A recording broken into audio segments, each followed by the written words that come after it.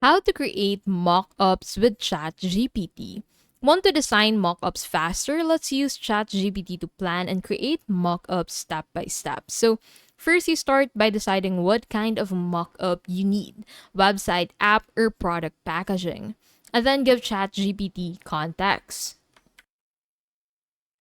So, for example, I want to use this prompt. I want to create a layout plan for a mobile banking app mock up with login dashboard and transaction history screens.